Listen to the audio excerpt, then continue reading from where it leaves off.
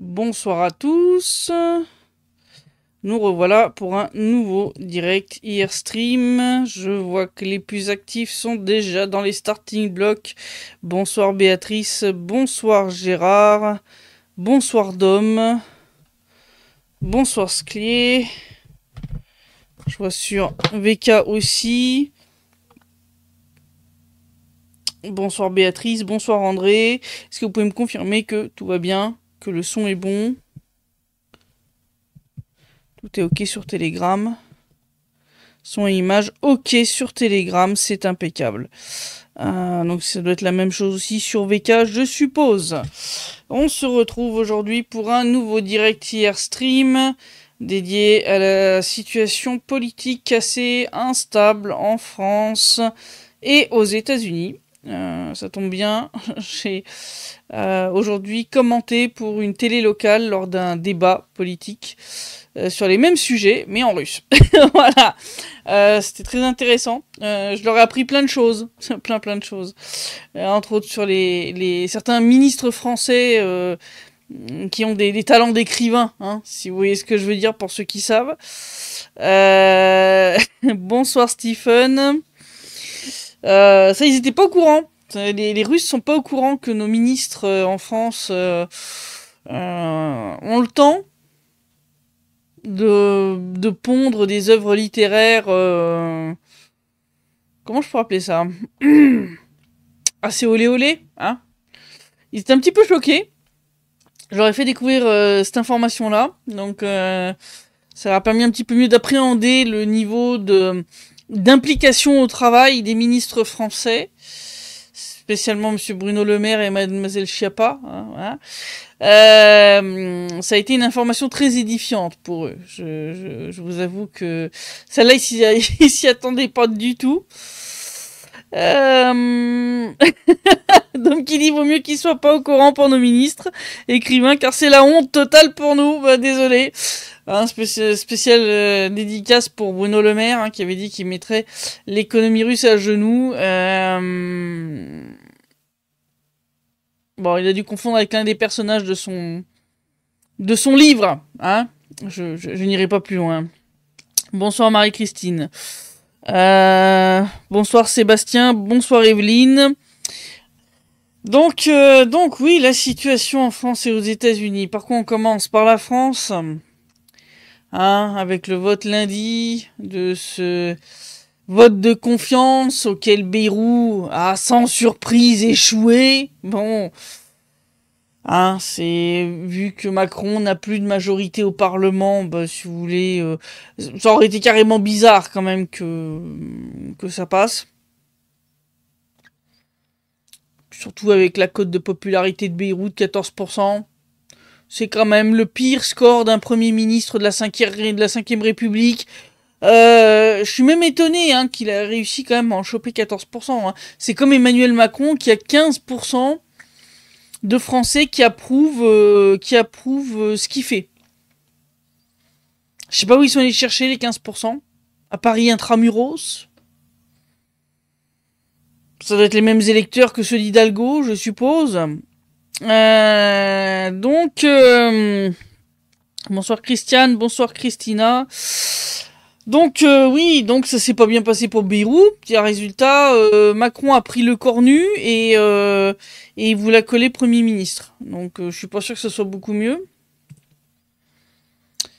Donc ils font tomber Bayrou, mais ils ne sont pas capables de faire tomber Macron. Quelle raison de faire tomber Bayrou dans ce cas? Mais Bayrou, pour moi, je pense, hein, c'est mon avis personnel, ça a été un fusible.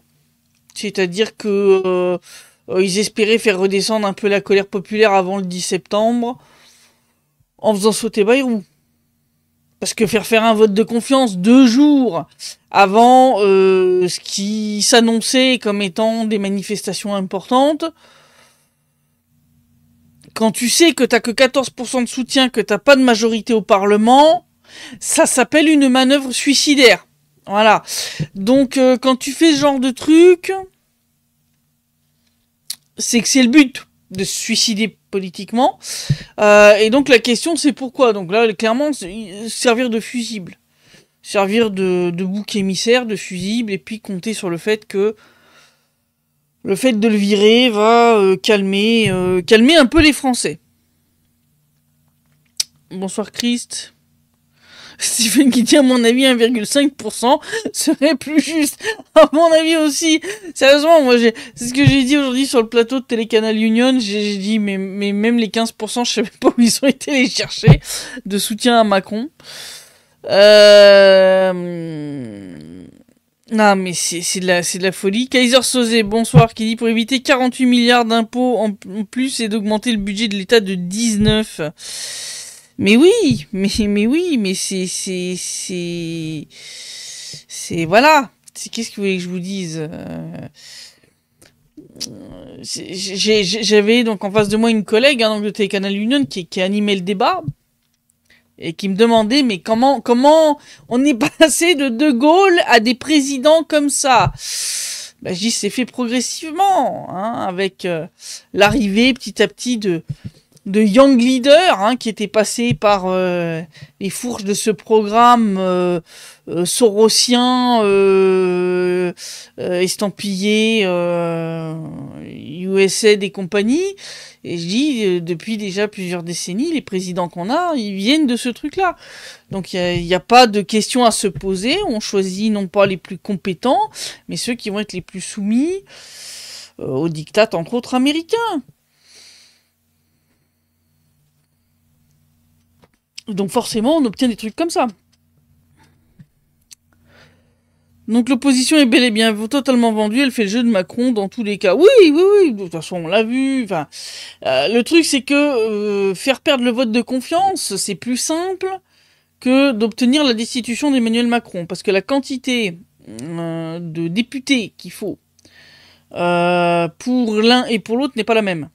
C'est-à-dire que dans un cas, on a besoin d'une majorité simple, voilà. Dans l'autre, on a besoin, je crois, genre les 3/4 des députés ou un truc comme ça, si mes souvenirs sont exacts. Donc c'est plus compliqué. Et puis de toute façon, une bonne partie effectivement de l'opposition est une opposition, comment on pourrait appeler ça, de façade. Voilà. Ces gens mangent bien, ils ont le salaire de député. Bon, ils ont pas envie de perdre leur mandat là maintenant tout de suite, de devoir refaire des élections avec le risque de pas être réélu, etc. Donc non, faire sauter Bayrou, c'était facile. Marie-Christine qui dit le risque est que Macron décrète que la France est ingouvernable et prenne les pleins pouvoirs. Ouais, ça c'est ce qui me fait un peu plus peur. Et qui prennent prétexte des troubles, entre autres lors des manifestations, parce que bien sûr il y a eu des violences. Je suis même pas surprise. Pour à un moment se donner les pleins pouvoirs. Ça serait vraiment mauvais, quoi. C'est-à-dire qu'il vous la ferait à la Zelensky, quoi. Loi martiale, prolongation de son mandat, indéfiniment, enfin voilà, quoi. Ça c'est le genre de truc qui moi m'inquiète plus pour vous qu'autre chose. Alors Dame qui dit la chute politique se s'y fait avec des fraudes massives aux élections. Christina qui me dit en plus le cornu n'a aucun diplôme. Ouais, bah oui. Ouais, enfin bon. Souvenez-vous de Macron qui vous disait amateur et fier de l'être. Macron qui lui-même a obtenu ses diplômes de manière un petit peu douteuse. Bon, il va pas prendre des gens plus intelligents que lui, ça serait bizarre. Ça serait bizarre.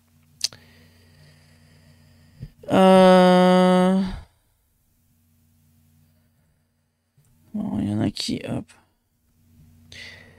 Alors bonsoir Sébastien. Je suis en retard. Bonsoir tout le monde. Il n'y a pas de problème. Vous arrivez encore dans les premières minutes.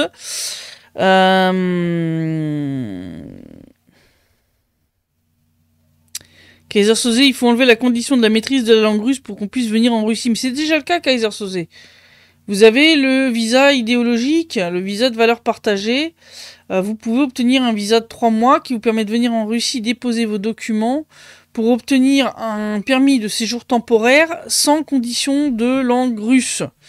Donc vous pouvez venir et donc venir vous installer sur place et apprendre la langue sur place. C'est d'ailleurs la meilleure solution, hein, sincèrement. Apprendre une langue étrangère sans être dans le pays où on la parle, c'est toujours un petit peu compliqué.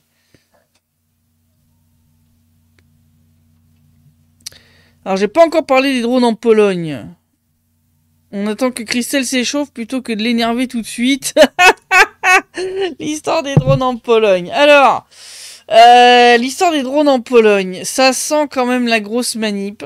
Alors, il y a effectivement quelques drones qui sont allés trop loin, mais la Biélorussie en a abattu certains, a prévenu la Pologne.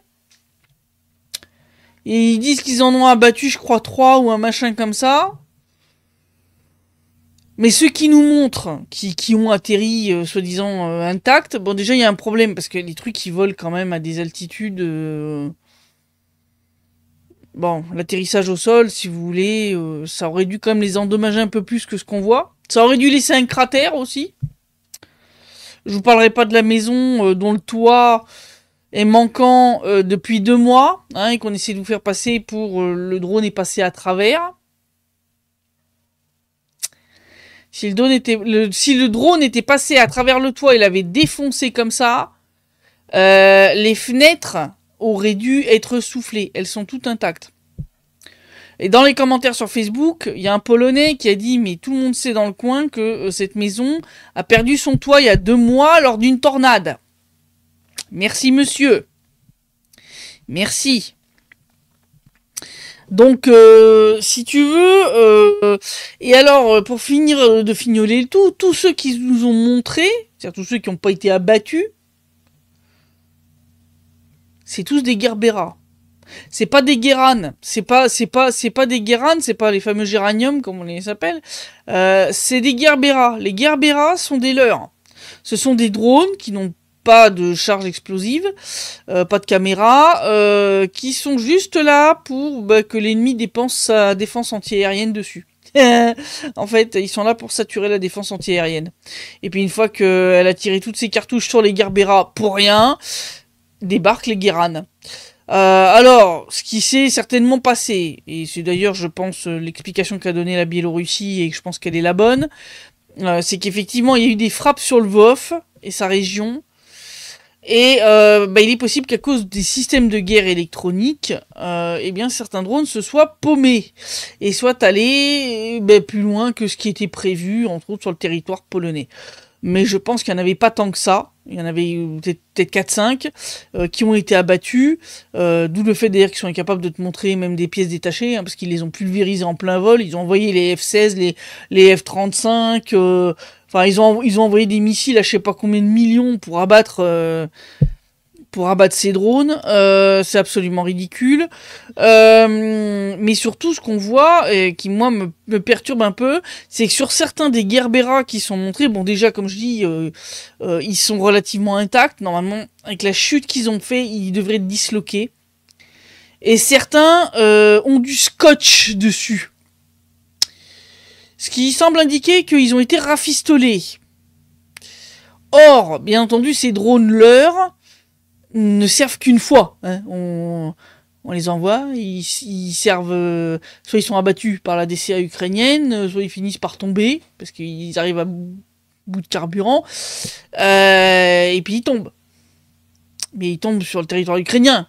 Donc on peut pas les récupérer, les rescotcher, et puis les réutiliser. Normalement, ils sont tirés... peu de temps après la sortie de l'usine. Donc il n'y a aucune raison pour que ces drones soient rafistolés à coups de scotch. Donc ça sent quand même le gros bricolage ukrainien, où ils ont récupéré des Gerbera, parce que l'un d'eux, le numéro de série, a été identifié, il était clairement visible sur la photo, et côté russe, ils ont fait des recherches, et ils ont découvert que ce numéro de série-là fait partie de toute une série de Gerbera qui ont été tirés sur l'Ukraine, genre au printemps 2025. Donc, je veux dire, on l'a pas tiré là. Donc, ça sent la grosse manip quand même pour essayer d'entraîner l'OTAN dans la guerre.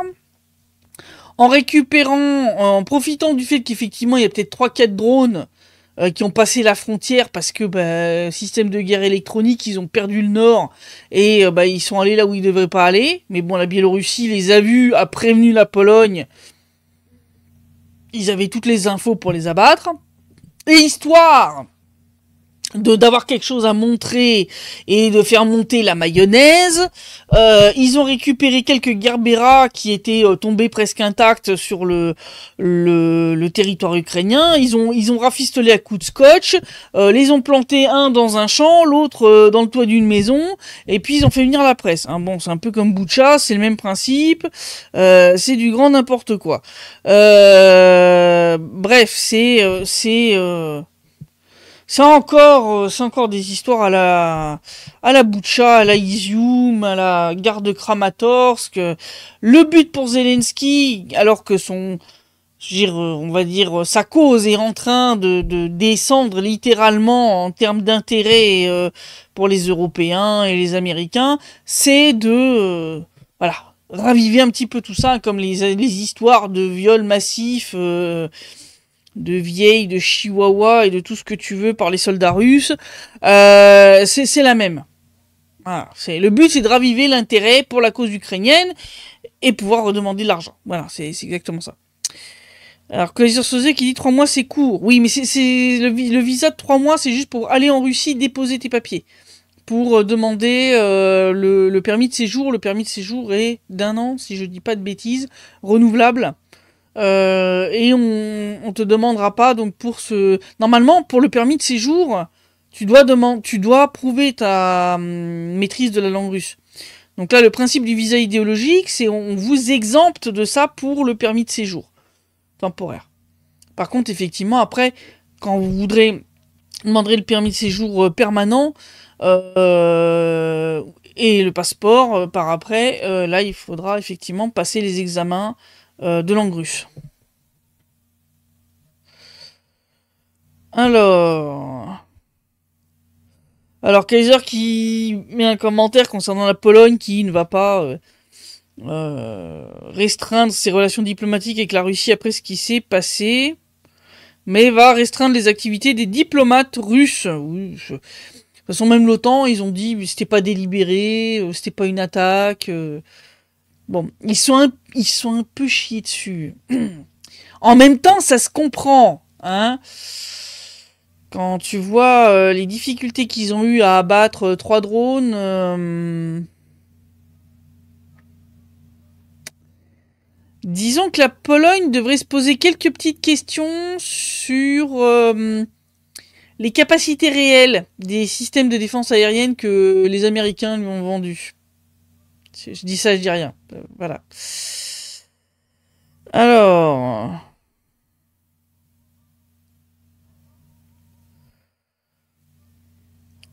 Alors, Dom qui dit faire autant d'histoires pour quelques drones perdus et se ficher éperdument des bombes israéliennes tombées sur Doha, ou comment perdre encore un peu plus de crédit. Oui, c'est ça.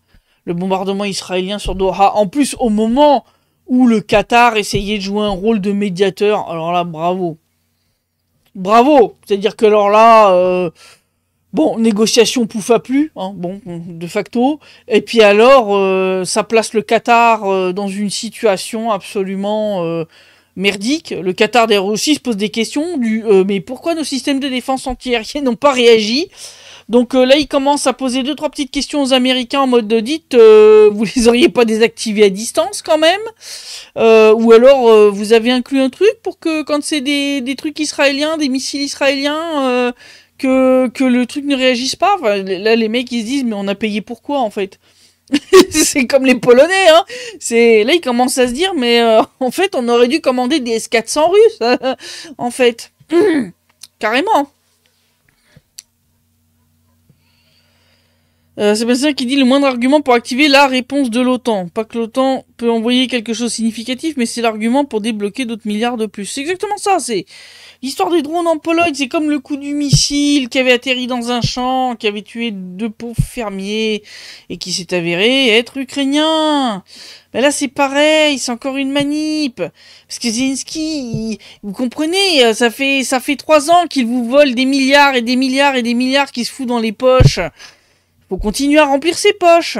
Eh, dites, le 10e yacht et la 50e villa à Miami, ils vont pas s'acheter tout seuls, hein. Voilà. Stephen qui dit même histoire que le soi-disant bombardement dans un village sur des personnes qui allaient chercher leur pension. Oui, bon, ça aussi. Je vous ai publié hein, le debunking de ce truc-là. Donc c'est un village qui est en République populaire de Donetsk. Soi-disant bombardement aérien. Bombardement aérien. Il n'y a quasiment pas de cratère. Je veux dire, même la plus petite des fabs, hein, elle te fait un cratère de 5 mètres de diamètre sur plus de 2 mètres de profondeur. Je veux dire, j'en ai vu des cratères de fab à Ougledar, à Mariupol. Le truc, c'est énorme. Je veux dire, t'as un beau gros cratère, quoi. Là, t'as 3 fois rien. Ça, pour moi, c'est soit du petit mortier, genre du 60 mm, peut-être même d'aller du 82 à tout claquer, ou du drone. Je pencherais plutôt pour du drone. Ça ressemble plus à ça quand tu regardes la scène. Ça ressemble pas du tout à un bombardement aérien. Pas du tout. Bombardement aérien, mais t'aurais un trou. Enfin, je veux dire. Ceux qui ont pondu cette histoire, à mon avis, avant ils travaillaient à l'OSCE, vous savez. Ah oui, ils faisaient l'inverse. T'avais un cratère de 2,5 mètres de diamètre, ils te racontaient que c'était de l'obus de mortier de 82, quoi. Alors que c'était bien visible que c'était de l'artillerie lourde, minimum 122 mm. J'ai débarqué chez une grand-mère, elle avait un trou tellement gigantesque que tu pouvais mettre un lit de place à l'intérieur. Hein. Et les mecs te racontaient que c'était de l'obus de mortier de 82. Là, c'est là que j'ai commencé à me dire que les mecs se foutaient de la gueule du monde. Voilà, donc... Bonsoir Hervé. Bonsoir Gorka. Dom qui dit ça devient très intéressant que ça les amène à se poser des questions sur l'armement qu'ils ont acheté. Ça peut être le début d'un tournant pour certains pays. Mais j'espère, parce que tu te rends compte, t'achètes une DCA... américaine, et tu découvres quand les Israéliens te bombardent que le truc réagit pas, et tu te dis mais attends c'est quoi cette merde quoi, j'ai payé pourquoi, surtout qu'ils sont pas donnés en plus hein, les systèmes américains. Hervé qui dit Kirk commence à regarder tout ça de trop près et il est mort. Bah oui, c'est un truc dont on a parlé d'ailleurs justement sur la situation aux États-Unis, l'assassinat de Charlie Kirk. Alors l'assassinat de Charlie Kirk, moi j'avais prédit que ce genre de choses allait se produire il y a déjà un an ou deux. J'avais dit clairement que le problème c'est que la polarisation de la société américaine par le clan démocrate, hein, parce que je rappelle depuis le premier mandat de Trump, les mecs passent leur temps à te dire que le gars c'est le diable en personne, c'est Satan, c'est Lucifer, c'est Hitler, enfin c'est tout ce que tu veux. Moi j'avais dit attention parce que cette polarisation, cette balkanisation de la société où on te désigne en gros la moitié de la population, c'est-à-dire Trump et ses supporters, comme étant le mal incarné, et ça j'avais dit attention, à un moment, ça va servir de prétexte à certains fous furieux pour aller descendre des gens. Donc déjà on avait eu les multiples tentatives de meurtre contre Trump. Et là maintenant on a Charlie Kirk. Alors Charlie Kirk effectivement était pas très connu à l'international à part de ceux qui on va dire regardez un petit peu des fois ses vidéos. Moi je suis tombé par hasard sur YouTube sur certaines de ses vidéos de débat avec des étudiants ou des jeunes qui étaient influencés par toute l'idéologie woke et compagnie, et je trouvais qu'il venait avec des arguments logiques, intéressants, il était toujours très calme.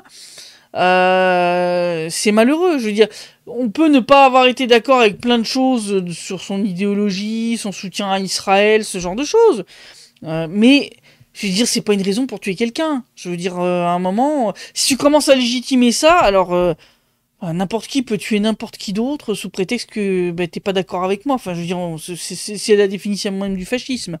Je veux dire, c'est ce que les nazis ont fait. Hein. Je veux dire, tous ceux qui étaient pas d'accord avec eux, ils étaient envoyés en camp. Bon, hein, c'est ce qu'ils font en Ukraine. Tous ceux qui sont pas d'accord avec eux, assassinat. Assassinat, attentat terroriste, bombardement de terreur sur le Donbass. Et ça, c'est quelque chose qui est pas acceptable. Si quelqu'un fait quelque chose qui est pas légal, qui est pas... il devrait y avoir les tribunaux et la justice pour ça. Donc oui, je disais, malheureusement, ce qui est arrivé à Charlie Kirk, malheureusement, c'est pas, de mon point de vue, c'est pas la dernière fois que ça arrive. Parce que les démocrates ont tellement diabolisé leurs opposants politiques que malheureusement c'est la conséquence logique. Voilà. Et malheureusement ça va aller crescendo. On va voir ce genre de conneries. Donc voilà quoi. Là, en plus on a découvert que c'est un jeune là de 22 ans. T'as gâché ta vie pourquoi pour abattre un mec avec qui t'étais pas d'accord. Mais enfin, à un moment...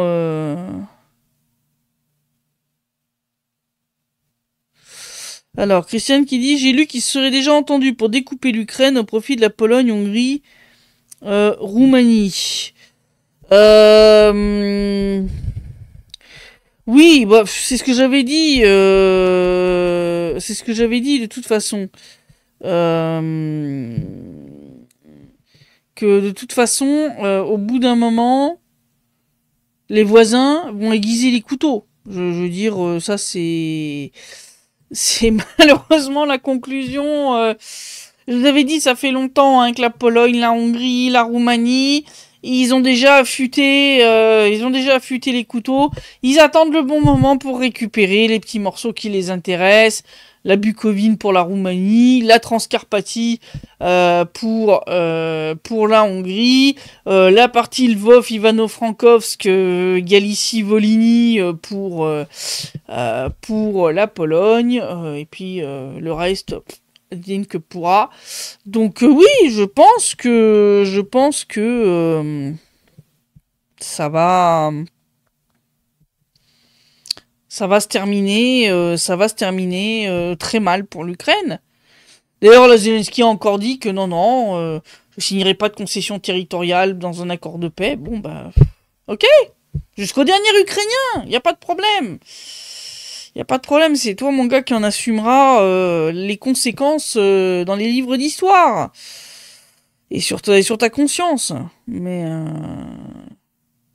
Sébastien qui dit Macron nous avait parlé de ruissellement, c'est les poches de Zelensky qui ruissellent dans celles de ses potes. Mais c'est ça. Parce que y a pas que Zelensky.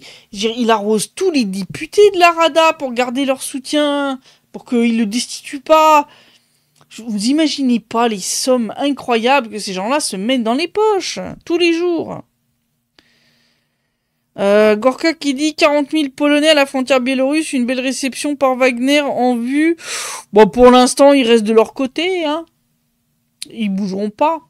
Non, mais c'est parce qu'ils ont peur. Parce que là, la Russie et la Biélorussie vont faire des exercices militaires conjoints. Donc là, ils ont fermé la frontière, ils sont en mode hystérique. Les gars, prenez un Tranxène, allez vous coucher, ça ira mieux. Ça ira mieux. Sébastien qui dit les Anglais qui s'entraînent par peloton de 10, les dronistes se marrent déjà. Ah bah oui. Bon, eux et puis les États baltes, hein, qui veulent envoyer chacun 20 mecs, bon, non, c'est pitoyable. Enfin, ça ressemble à rien. Dom qui dit, je pense surtout aux Saoudiens, s'ils tournent kazakh, malgré leurs sous en otage aux USA, ça changerait tout dans la région. Ah bah t'imagines les Saoudiens dont tout l'armement est américain. Si effectivement du jour au lendemain ils décident de se retourner contre Israël et que leur armement marche pas parce que l'oncle Sam le désactive à distance, vous imaginez le scandale. Ça c'est un coup à flinguer ta réputation en tant que vendeur d'armes. Si tu fais ça, c'est fini.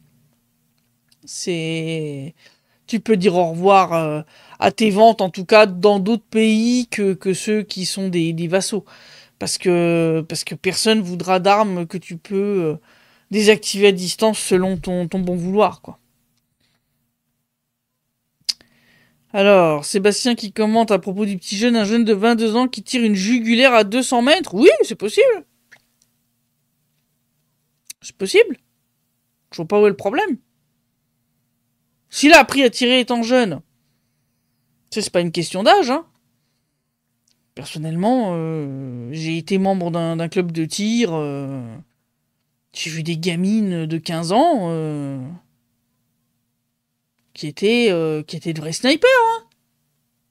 Donc, à partir du moment, si t'es doué et que t'as commencé tôt, avec beaucoup d'entraînement, c'est parfaitement faisable. Hervé qui dit une dictature commence toujours par la désignation d'un bouc émissaire. Oui, bah oui. De toute façon, ça va être très, très, très vite vu. Ça va être c'est les Russes. Tous vos problèmes, ça va être c'est les Russes. Et ils vont essayer de diriger la colère populaire pour vous envoyer au casse-pipe à la guerre. Voilà, mourir sur le front pour les intérêts du complexe militaro-industriel américain. On peut même plus parler de complexe militaro-industriel français. Il est en train de se faire dépecer joyeusement. Donc voilà, ils veulent vous entraîner vers la guerre parce que ça leur permettra de masquer leur magouille, de rester au pouvoir, de faire taire toutes les voix dissidentes, de justifier les pires mesures liberticides, tout en continuant à vous faire les poches sous prétexte que oui, mais faut acheter plein d'armes, voilà. Donc vous allez raquer jusqu'au bout. C'est la seule moyen, c'est de les dégager, hein, de les dégager et de sortir de l'Union européenne et de l'OTAN. Dom qui dit l'assassinat de Kirk est à mon avis une opération démocrate vu comme il sable champagne, puni car il ne soutenait plus Israël et avait expliqué pourquoi. Mais je pense que de toute façon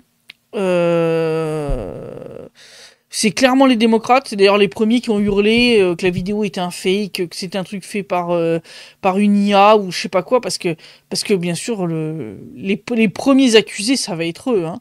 Ça c'est clair. Ils sont ravis. Les Ukrainiens aussi, parce qu'il avait critiqué Zelensky et compagnie, donc voilà quoi. Non mais je vous dis de toute façon la société américaine elle est malade, hein. Elle est vraiment malade. Et malheureusement les démocrates ont aggravé la situation en diabolisant comme ça une bonne partie de leur population et le parti opposé. Que tu ne sois pas d'accord, c'est normal, sinon vous seriez un seul et même parti, mais rien ne justifie, c'est la même chose en France, où on te désigne n'importe quel parti qui veut sortir de l'Europe, comme c'est immédiatement, c'est le nazisme, le fascisme, les heures les plus sombres de notre histoire, et je sais pas quelle connerie. C'est exactement le même procédé, et c'est néfaste. C'est néfaste, parce qu'après, quand tu traites des vrais néo-nazis de néo-nazis, mais plus personne n'y croit, plus personne ne comprend le sens de ce mot tel qu'il devrait être. Parce que t'as mélangé n'importe quoi sous cette définition, donc pour les gens, ça devient un truc acceptable. Alors, M1963, la Russie a réouvert l'aéroport de Krasnodar, fermé pour cause de sécurité depuis février 2022. Oui, ça y est.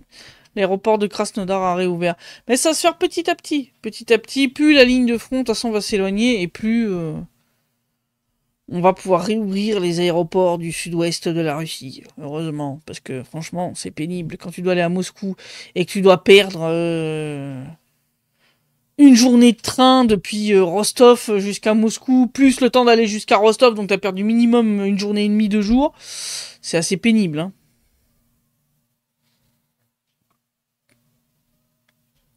Kaiser Soze qui dit moi mon instinct arrivait à envoyer une craie sur la tête d'un perturbateur caché au fond de la classe, c'est dire. Ah ça j'ai connu des profs comme ça.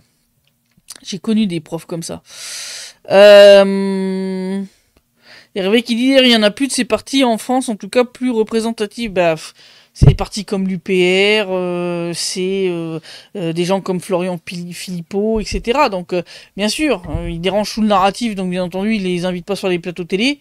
Donc pas grand monde sait qu'ils existent, donc pas grand monde vote pour eux.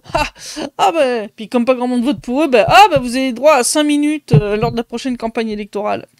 Ils ont fait exprès de modifier les lois électorales pour pénaliser justement tous ces petits partis.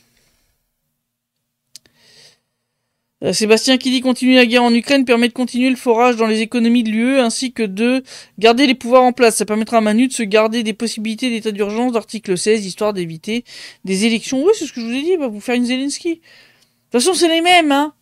Le Manu et le Volodymyr, c'est blanc bonnet et bonnet blanc, hein. Voilà. Bon, les manifs, comme le dit, c'était pas massif. Alors je sais bien que c'était un mouvement où on incitait les gens à rester chez eux, pas consommer, etc. Ça, j'ai parfaitement entendu. Mais il faut dire ce qui est. C'est pas sur une journée que vous allez faire basculer complètement le pouvoir, si vous voulez. Non, pour basculer le pouvoir, regardez ce qui s'est passé au Népal. Je pense que vous avez compris. Voilà.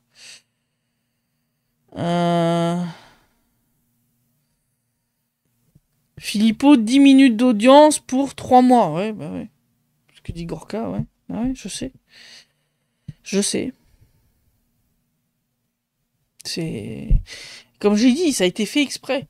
Normalement, avant la modification des règles électorales, pendant la campagne, tous les partis devaient avoir égalité de visibilité dans les médias, dans les grands médias. Ce qui était beaucoup plus équitable. Mais bien entendu, c'était pas agréable, hein, parce que ça donnait la parole à des gens comme Asselineau, hein, qui expliquent pourquoi il faut sortir de l'Union Européenne et de l'OTAN. Et donc ça, ils peuvent pas tolérer. Donc voilà. Ils ont modifié les règles électorales, ni vu ni connu, je t'embrouille. Et puis maintenant, bah, lui et Philippot, ils ont droit à 5 à 10 minutes. Pendant que les autres ont droit à 3 heures. Voilà. Sébastien qui dit que ouais, Zelensky et Macron ont le même CV. Acteur, tactile, manipulé, cocaïnomane. J'ai rien dit.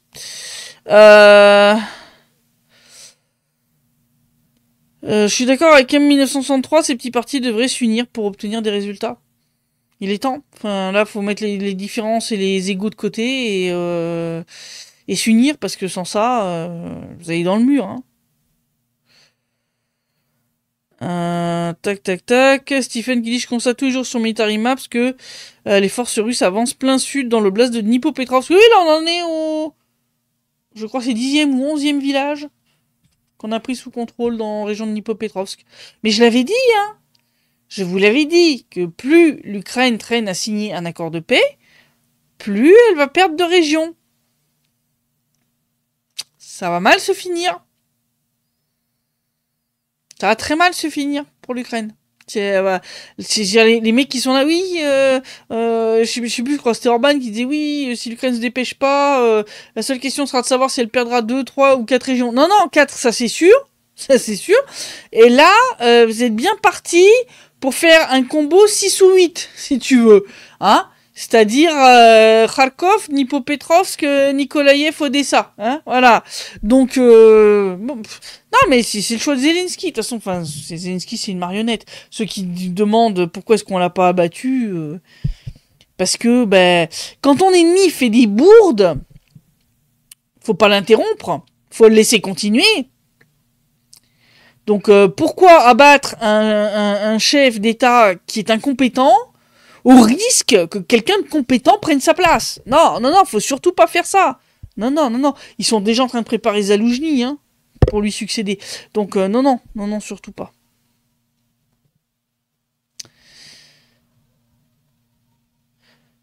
Ouais, bah ouais, Gorka qui dit, ouais, Macron, sympa le représentant de la France. Bah, ouais. Sébastien qui dit, est-ce qu'on fait des pronostics pour la libération de Pokrovsk 2 semaines? Sinon, il reste quoi comme place forte? Il reste combien de soldats ukrainiens avec une vraie formation militaire? Oh, alors ça, c'est la question à 1 milliard de roubles cosmiques et un Mars interplanétaire. Je sais pas. Personne ne le sait. Personne ne le sait. Je ferai pas de pronostic pour Pokrovsk. Je pense que Kupiansk va tomber en premier. Kupiansk, c'est bien avancé. Kupiansk va tomber en premier. Et je pense ensuite Pokrovsk. Ensuite Pokrovsk. Et puis ensuite Konstantinovka. Après, une fois que Konstantinovka est tombée, si vous voulez, il reste plus que la grosse agglomération Slaviansk, Kramatorsk. Mais ça va être un gros morceau. Ça va être un très très gros morceau. Donc, pas simple. Alors, Christiane qui dit toujours les mêmes, sans compter qu'il faut garder les terres rares. Oui, les terres rares qui sont principalement où? Sur le territoire contrôlé par la Russie. Voilà. Christiane qui dit pas toutes, mais la plupart déjà. BlackRock s'est retiré. Attends, oui, BlackRock. BlackRock qui devait gérer le fonds de reconstruction de l'Ukraine. Bon, quand ils ont vu que le fonds était adossé à que dalle et que parti comme c'était parti, toutes les ressources les plus intéressantes allaient passer sous contrôle russe, ils ont compris que valait mieux se sauver de là, et vite, parce que ça va être un gouffre, pas rentable.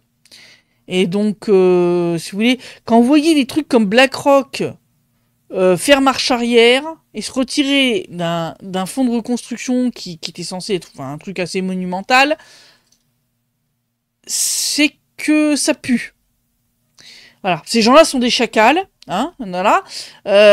Et donc, s'ils se retirent d'un truc comme ça, c'est que clairement il y a un truc qui va pas. Voilà.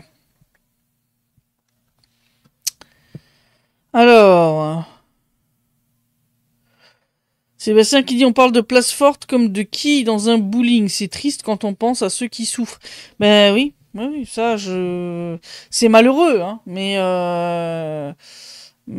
c'est comme ça. C'est le truc, c'est qu'après, effectivement, en région de Dnipropetrovsk, et vous voyez d'ailleurs à la vitesse à laquelle on progresse dans cette région, il y a pas de fortification du même niveau. Déjà parce que la région, c'est comme une bonne partie de celle de Zaporogier ou de la rive droite de Kherson. C'est de la steppe. C'est de la steppe. 2-3 petits villages. T'as rien pour t'accrocher. C'est d'ailleurs pour ça que fin 2022, nos gars, les soldats russes, se retirent sur la rive gauche lorsqu'il y a menace de coupure de la route logistique, la seule route logistique, le seul pont qu'il y avait sur le Dniepr qui leur permettait de recevoir tout ce qu'il leur faut, hein, munitions, nourriture, eau, etc. Pourquoi? Parce que tenir ce truc, c'était très compliqué. Le terrain est très compliqué à tenir. T'as pas d'agglomération, on va dire, de taille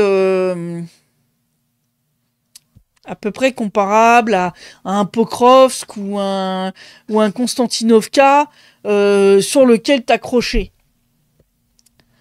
C'est de la steppe, avec des petits villages de rien du tout, quelques grosses villes comme Dnipropetrovsk ou Zaporogier, point. Donc pour l'armée ukrainienne, c'est très compliqué à défendre tout ça. C'est d'ailleurs pas pour rien que ce soit pendant la Première, la Deuxième Guerre mondiale, l'Ukraine, ça a été le point de passage, hein, à chaque fois, parce que la steppe, c'est compliqué à défendre. C'est plus simple quand tu as des grands fleuves derrière lesquels te cacher, quand tu as des montagnes, quand tu as voilà, c'est un peu comme la Belgique, si vous voulez passer à travers le plat pays, c'est plus facile que de passer à travers les Alpes. Bon, c'est logique. Bon, là c'est la même chose. Et donc ça va être compliqué pour l'armée ukrainienne, surtout avec sa technique de je me cache derrière les civils. Là, ça va pas trop le faire. Bonsoir Jean-Loup. Alors... Odessa. Ah, Odessa. Odessa. C'est impossible de laisser la Transnistrie isolée, je suis d'accord. C'est ce que je dis de toute façon depuis le début, qu'il va falloir prendre Odessa. Pour ne serait-ce que désenclaver la Transnistrie. Parce que de toute façon, on voit ce qui se passe avec la Moldavie. Hein. Ils veulent intégrer de force la Moldavie au sein de l'UE, voire au sein de la Roumanie. Et donc, là, ça placerait la Transnistrie dans une situation absolument terrible.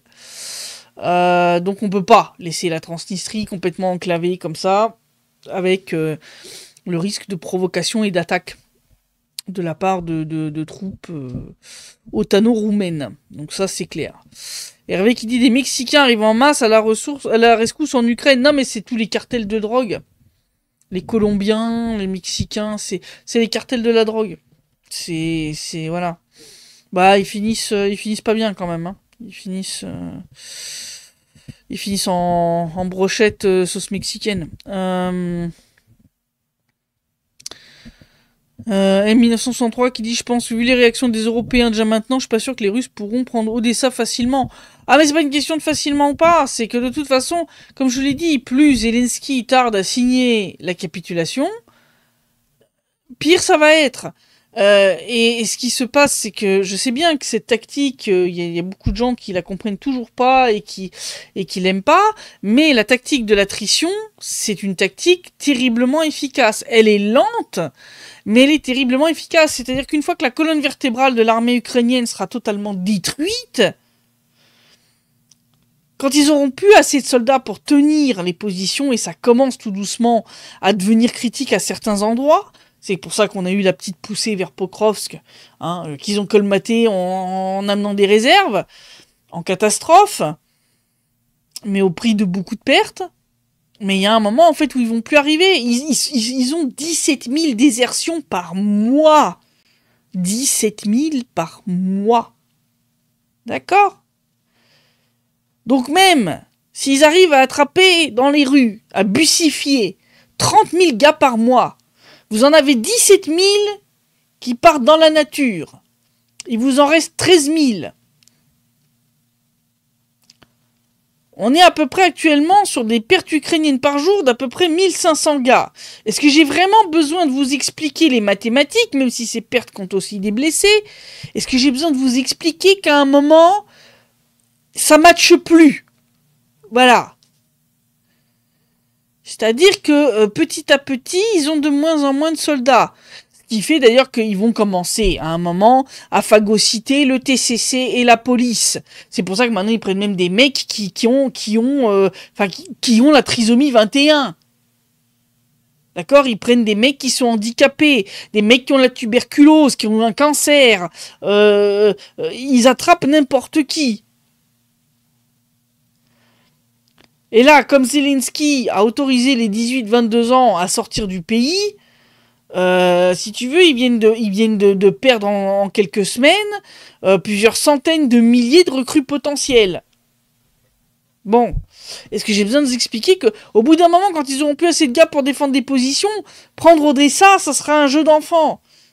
Parce qu'en fait, il y aura plus personne pour défendre la ville, en fait, tout simplement.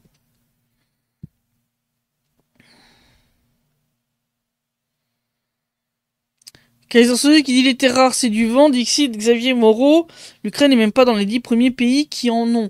Non, mais ils en ont, terres rares. En fait, c'est des ressources minérales au sens large. Mais par exemple, là, la Russie avait mis la main au niveau du village de Shevchenko sur une mine de lithium. Voilà. Donc c'est sûr, c'est pas les mines de lithium de Bolivie, on est d'accord. Mais il y en a, il y en a, il y a quand même des ressources sur ces territoires. Slaviansk, ils exploitent du gaz de schiste. C'est pour ça qu'ils sont beaucoup battus pour la ville en 2014. Pas de soucis, Jean-Loup qui est arrivé en retard.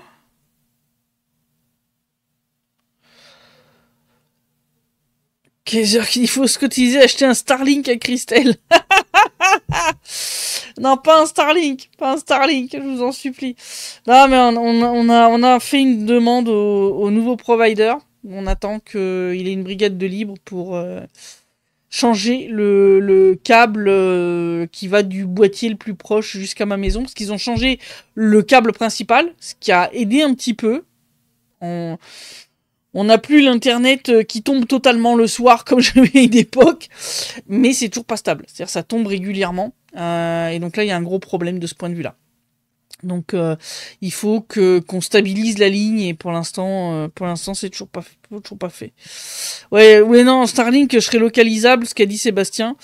Ouais, qui a dit que vu que ma voiture a déjà été pulvérisée, on va pas tenter le diable. Mais oui. Non, mais il y a des équivalents russes. Il y a des équivalents russes. Il y a Gazprom qui a des satellites qui permettent de donner l'internet même au fin fond de la toundra. Donc il y en a, hein, il y en a. C'est juste effectivement le prix qui est pas donné, si vous voulez. Le kit de départ est généralement genre entre 30 000 et 50 000 roubles selon les providers, et bah après c'est quand même plusieurs milliers de roubles par mois pour l'internet, et il y a quand même une limite de trafic, donc il faut que je regarde quand même, voilà, au niveau de ces offres et tout.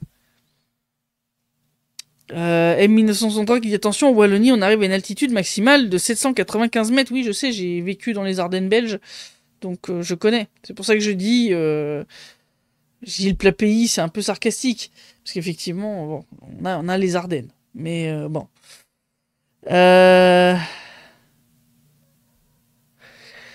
Oui, pour Starlink, les militaires russes en font usage, Kaiser Soze. Effectivement. Ils en font usage. Et les Ukrainiens aussi.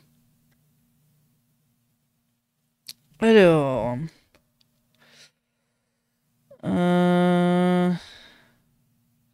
Retour aux pigeons. J'imagine le direct avec les pigeons voyageurs. Ça va être un peu pénible, hein. Ça va être un peu lent, hein. Oula. Donc voilà quoi. Christina qui dit où est l'humanité chez les Ukrainiens, vu qu'ils envoient des malades mentaux et les gens qualifiés d'inutiles sur le front. C'est de l'eugénisme. L'humanité chez les Ukrainiens, je pense qu'il y en a quand même un certain nombre qui l'ont totalement perdu. C'est assez effrayant, soit dit en passant d'ailleurs. On le voit au niveau des crimes de guerre qu'ils commettent, on le voit au niveau des... Ne serait-ce que des menaces et compagnie. Enfin, ces gens viennent tout de suite aux menaces. C'est très grave. Enfin, je veux dire, t'es pas d'accord avec eux, etc. Tu peux pas débattre. Tout de suite, c'est les menaces de mort. C'est plein de choses comme ça. Enfin, vraiment... c'est assez atroce hein, de discuter. J'avais des gens avec qui j'étais en contact... le jour où l'opération spéciale a commencé, ça a été fini. C'était oh là là, c'était ouais, vous nous avez envahis. Et puis je disais mais quand votre armée nous bombardait, tu fermais bien ta gueule quoi, tu vois. Enfin, je veux dire bon. Est-ce que j'ai déjà pensé à faire un direct en duo avec Caroline Galacteros? Ça pourrait être intéressant. Oui, mais le problème c'est que tant que j'ai pas stabilisé ma ligne pour l'instant, je peux pas faire un direct en même temps que je suis en liaison en vidéoconférence avec une autre personne. C'est-à-dire que la ligne 4G que j'ai est pas assez puissante pour gérer ça. Vous voyez déjà des fois ça coupe et tout, voilà. Donc il faut que j'arrive à stabiliser l'internet pour pouvoir faire ce genre de jeu. Mais bien sûr, ça serait mon rêve de pouvoir faire un direct avec Caroline. J'aime beaucoup ce qu'elle fait, ses analyses. C'est vraiment quelqu'un que j'admire énormément. Très intelligente, très brillante. J'aime beaucoup ses interventions. Je regarde régulièrement ses vidéos. Vraiment, ça serait un plaisir, voilà, comme c'est un plaisir quand je peux faire des interventions avec Xavier ou avec Thierry ou avec Cyril. C'est toujours super intéressant parce que chacun a son point de vue. Parfois, on est d'accord sur certains trucs, sur d'autres on l'est pas, et ça me permet aussi d'apprendre certaines choses. Parce que Caroline est quelqu'un d'extrêmement intelligent et intéressant, donc. Sébastien me dit je vous invite toutes les deux à la maison. T'as plus d'excuses. Oui, non mais elle est où ta maison? Si c'est en France, je peux pas, hein, mon grand. C'est un peu trop dangereux là pour moi. Hervé qui dit elle est intellectuellement honnête. Oui, oui, oui. Et voilà, elle est pas pour un camp ou pour l'autre. Elle est relativement neutre, mais elle dit les choses telles qu'elles sont. Et ça, j'aime énormément. J'apprécie énormément ce côté-là.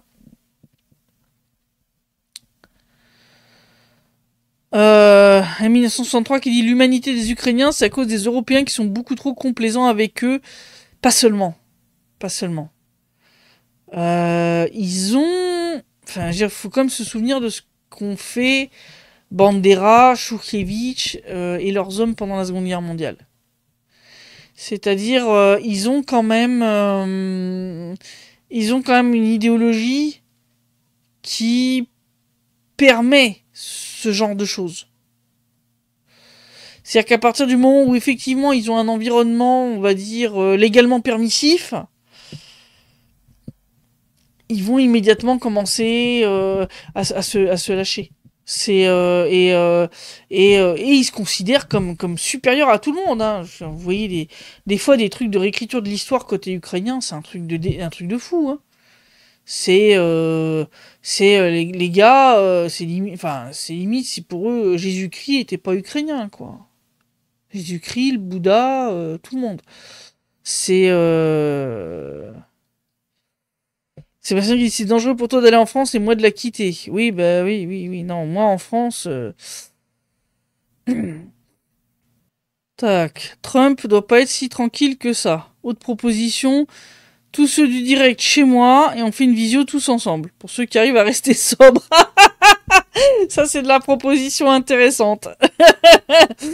J'espère que t'as une grande maison, hein, parce que ça va commencer à faire du monde, hein. Voilà, quoi.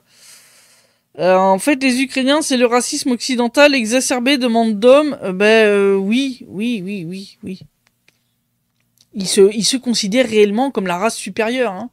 Mais vraiment, enfin, je veux dire, tous ceux en tout cas qui adhèrent à l'idéologie bandériste, et malheureusement ils sont de plus en plus nombreux vu que cette idéologie a été érigée en idéologie d'État. Non, les mecs sont des tarés, c'est en mode... c'est nous qui avons creusé la mer Noire, Jésus-Christ était ukrainien, enfin plein de trucs comme ça, quoi. Enfin, je veux dire, les mecs sont dans un bon gros délire équivalent au révisionnisme historique de la race aryenne chez les nazis allemands, si tu veux. C'est un peu le même délire, ils sont vraiment dans le même genre de trip. Donc, oui. D'ailleurs, il suffit d'écouter à la poédie, hein. Il y avait une fois comme ça où elle avait fait une sortie absolument incroyable. Enfin, c'était genre limite, c'était pas l'Ukraine qui avait inventé la démocratie, si vous voulez. C'était un truc de fou. C'était oui, l'Ukraine, les Ukrainiens, c'est le meilleur peuple au monde. Supérieur à tous les autres. Et il y a personne qui l'a repris sur le plateau. Personne lui a dit mais oh, descends sur terre, chérie, quoi. Non, personne. Donc non. Sébastien qui dit j'ai 21 arts de terrain, ça va aller. Et une belle cave. D'accord. Bon bah voilà. On va essayer d'organiser ça chez Sébastien la prochaine fois. Vous irez tous chez Sébastien. Et puis moi j'invite Caroline ici à la maison. Comme ça, on fait ça comme ça. Il y a de l'idée. Non, mais bon, on va bien finir par résoudre le problème de liaison internet. Hein, on va y arriver. Et puis bon, bah, on va réorganiser bien entendu des directs avec des invités dès que ce sera possible. On arrive déjà à la fin de celui-ci. En tout cas, comme je l'ai déjà dit, je m'inquiète pour vous tous qui est en Europe parce que je vois le dérapage complet des politiciens et de cette tentation de la guerre comme moyen de rester en place, de continuer à siphonner les finances, de faire taire toutes les voix dissidentes, etc. Et ça m'inquiète énormément pour vous parce que si vous envoie à la guerre contre la Russie, mais ça va être la catastrophe. Ça va être vraiment la catastrophe. Enfin, je veux dire, quand je vois le peu de munitions qui restent en France, je crois que il y en a pour 5 jours ou un truc ou une semaine grand maximum, un truc comme ça. Le Danemark, il a donné toute son artillerie. Hein, les canons César qu'ils avaient, ils ont tout donné à l'Ukraine. Donc, à un moment, je sais pas avec quoi vous allez la faire. Enfin, les pelles. Les pelles. Comme ça, ce sera à égalité avec les soldats russes, soi-disant. Mais ouais, non, ça va mal se finir. Donc j'espère vraiment qu'ils arriveront pas à vous entraîner dans un conflit contre la Russie. Ça serait du suicide. Ça serait vraiment du suicide. Et moi, c'est ce qui me fait le plus peur pour vous. Pas tant pour nous, mais pour vous, parce que ce serait du suicide. Les armées européennes sont pas en état. Ni au niveau de la motivation des hommes, ni au niveau armement, ni au niveau psychologique, etc. Je pense que ça aurait des conséquences absolument dramatiques. Et donc j'espère vraiment qu'ils vont pas arriver à faire ça, quoi. Kaiser qui dit t'inquiète, si ça pète, on viendra aider la Russie. Bah écoute, j'espère bien, ouais. J'espère bien. Non, mais de toute façon, je sais même qu'il y a beaucoup de soldats français qui voudront pas. Qui voudront pas obéir aux ordres, qui voudront pas aller se battre contre les Russes. Parce qu'ils savent très bien que ça serait suicidaire. Hervé qui dit bientôt finir de lire ton livre Triste de vérité, je recommande. Ah bah écoute, Hervé, tu me diras voilà ce que t'en as pensé une fois terminé. Et faudra pas hésiter à mettre un petit avis sur lulu.com. Merci d'ailleurs à tous ceux, les 5 qui ont déjà mis des avis dessus. Ça va aider à voilà, recommander le livre. Et les gens verront que bah ah ouais, il est intéressant, ça vaut le coup de dépenser un peu d'argent. Sébastien Guidon, on dit déjà plus au dérapage, on fait déjà des tonneaux. Oui, mais c'est bien ce qui m'inquiète, oui. Stephen qui dit vivant en Corse, perso, moi je prendrai le maquis, ils viendront me chercher. Ça c'est la bonne option, ça. Ça c'est la bonne option. Donc voilà, bah, j'espère comme dit Evelyne qu'ils y arriveront pas. En tout cas, à lancer leur plan foireux de Troisième Guerre mondiale. Vraiment, je prie pour que ce soit le cas. Faut vraiment trouver un moyen de virer Micron et toute la clique et de faire sortir ne serait-ce que si la France sort de l'UE, c'est terminé, la structure s'effondre. La structure s'effondre et dans ce cas-là c'est terminé les velléités d'aller entrer en guerre contre la Russie. Donc j'espère vraiment qu'ils vont pas y arriver, qu'ils vont pas arriver à vous entraîner là-dedans parce que vraiment ça me ferait mal pour vous. Mais donc voilà, c'est la fin. Kaiser, j'ai parlé à un militaire aujourd'hui, l'ambiance c'est surtout ne pas faire la guerre car ils en ont pas les moyens. Ben oui, non mais c'est ce que je dis, la France a genre des munitions pour maximum une semaine.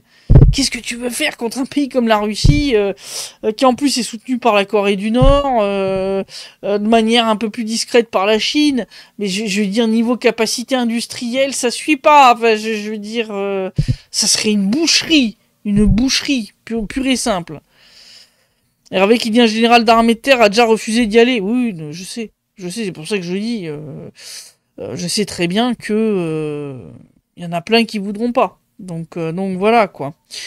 Donc, je vous souhaite une bonne soirée à tous. Merci pour ce super direct dans lequel vous avez été comme d'habitude super actifs. Ça fait toujours plaisir. Je vous dis donc à dimanche pour le prochain Citrep. À vendredi prochain pour le prochain direct hier stream. Je publierai l'enregistrement du direct demain en journée comme d'habitude. Et d'ici là, eh bien, portez-vous bien.